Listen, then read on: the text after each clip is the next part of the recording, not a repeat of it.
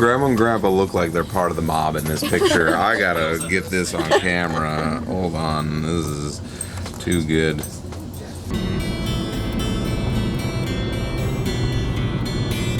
Well, what comes to mind for me is how he never wanted to miss any of the activities that any of us were ever in. Yeah. So Mom and Dad came to everything that we did. Band, theater, music, sports, everything that we participated in. Yeah. They wanted to be there and see us, so.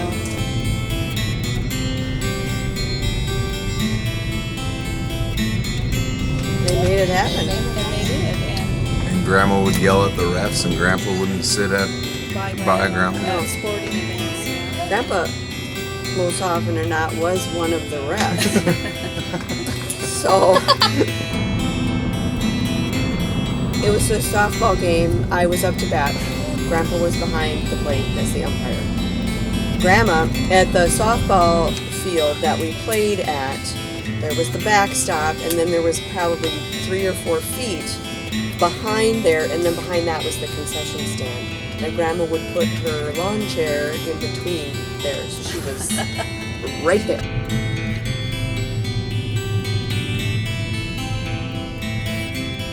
The ball was pitched, and I kid you not, it was close to rolling on the ground.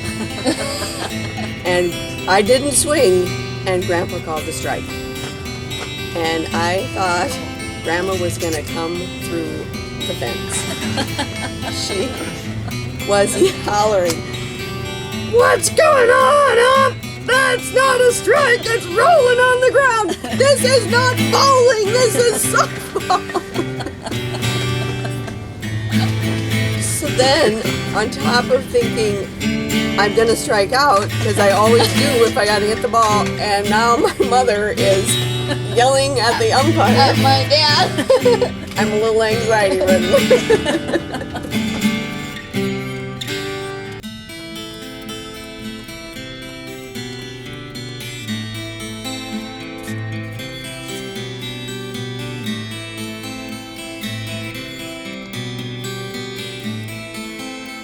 I was afraid of Grandpa. I was afraid of Grandpa. And I should have been afraid of Grandma. I'm still afraid of Grandpa. I'm with you, Casey. Me too. Hard. This is what I said to somebody not very long ago.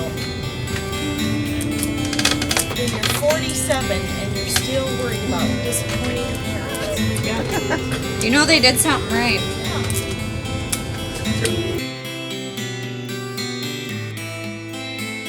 It was terrifying when I did something wrong and he yelled at me.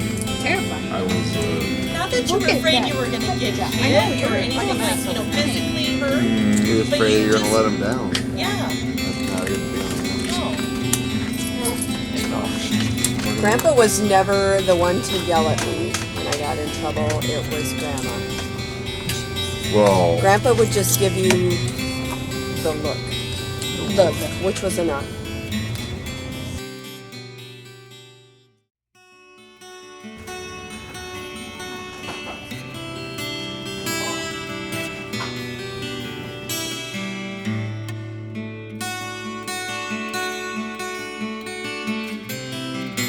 I also know where there's an organ that belongs to a young lady.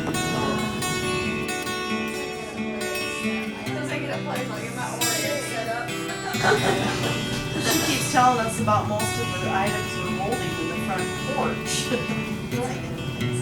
So when Catherine takes her dishes and Erica takes her organ, we're gonna have some space.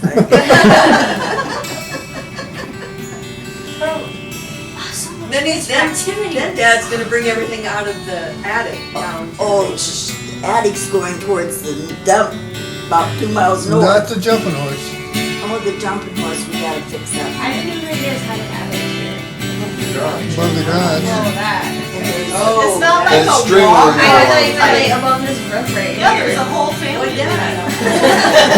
And that's They're called the borrowers.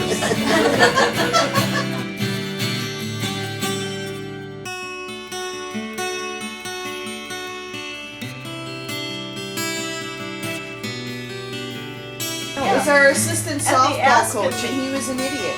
I think He would stand. He'd I come went to to the practice Aspen. just higher than a practice. was He'd Joe stand out Villager. there in his sunglasses at Right. first base, and he'd say, "All right, let's go. Red light, red light. Oh, I need green light, green light." So he's standing there. So Why is it when you had batting practice, the whole goal of batting practice was to see if you could hit him. You didn't care if you were hitting, Your bat, making see base if you hit hits, what the hell you were doing. You were just aiming for him.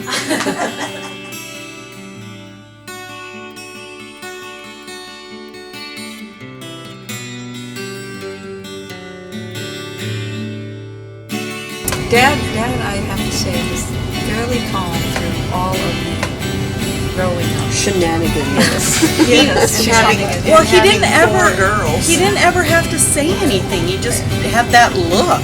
You guys know the look. Oh, yes. Oh, we know the look.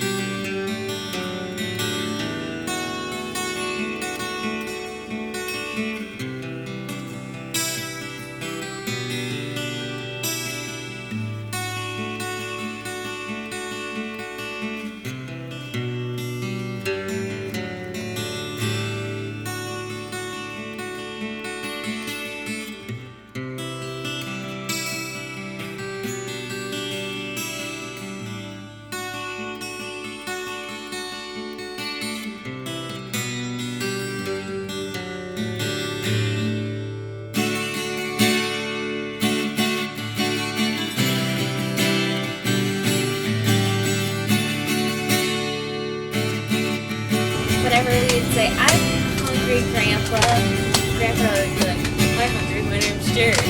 Yeah, he still does that. Still does that. He did that to Colton He yesterday. needs some new material. It's getting a little stale, Gramps. Getting a little stale. I'd be back there. Two-finger rule. The two-finger rule at 9. This is like a 4-finger rule. Yeah, really. That's 4 fingers. That's what Grandpa always. That's Grandpa's joke. I want 2 fingers. Ah. Every time there was a storm, we had to come to the basement. We would bring our pillows and blankets and come down here, and then Dad would go walk around outside. Yeah, Or he'd have to go to work. Oh my God. Oh yeah, or he'd have yeah, to go or to yeah, work. he was gone. Yeah, that was a lot of times too. Yeah, I was never a big storm person because it usually meant if it was a bad storm that Dad had to go to work. It's lightning out there. Dad's going to work. That was And Mom one. was always really seemed very calm about them at the time, but now thinking back, she smoked a lot while he was gone. She petted a lot.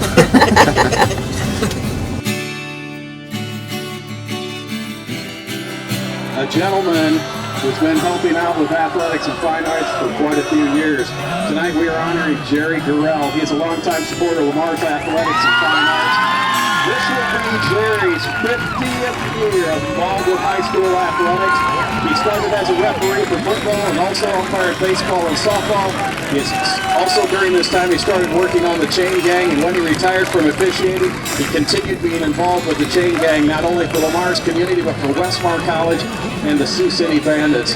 Jerry and his wife for Fine Arts Boosters and have volunteered to work contests with their kids and grandchildren in the schools. Jerry has 4 daughters, 8 grandchildren, and 3 great-grandchildren. And this will be Jerry's last year on the chain crew. He will be retiring this year once again after 50 years of service. Larry Johnson will be presenting Jerry with a plaque for his dedicated service. Jerry, thank you very much. Family is here tonight. We appreciate all your years of service, Jerry. Let's give him a huge round of applause, folks.